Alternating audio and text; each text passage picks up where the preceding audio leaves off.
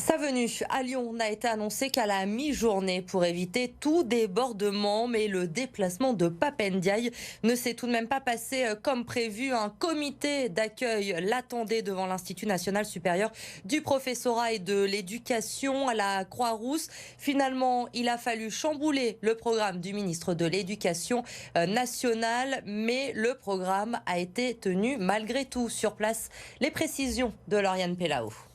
Pape Ndiaye a donc finalement pu échanger avec les étudiants futurs enseignants de l'INSPE. Il a d'abord salué leur engagement, évoquant notamment la revalorisation salariale promise par le gouvernement. Il a également répondu aux nombreuses interrogations des étudiants, des questions sur la reconnaissance de leur diplôme, sur le recrutement et sur cette prime qui va être mise en place. Alors cet échange, il a failli ne pas avoir lieu puisqu'initialement il était prévu en début d'après-midi. Seulement, un comité d'accueil a empêché la venue du ministre tout à l'heure. Une centaine de manifestants opposés à la réforme des retraites étaient présents, munis de casseroles. Ils s'étaient postés devant les portes de l'établissement, empêchant toute entrée du ministre. Ils ont même ouvert de force l'un des portails. Alors les forces de l'ordre ont d'abord tenté de les disperser à l'aide de gaz lacrymogène. En vain, les conditions de sécurité n'ont finalement pas permis la venue du ministre de l'Éducation nationale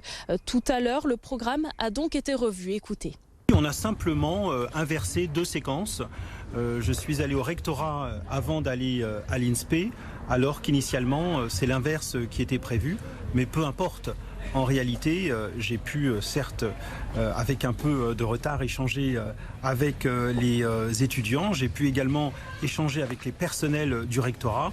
Et c'est cela qui est essentiel. La visite n'a pas été perturbée sur le fond.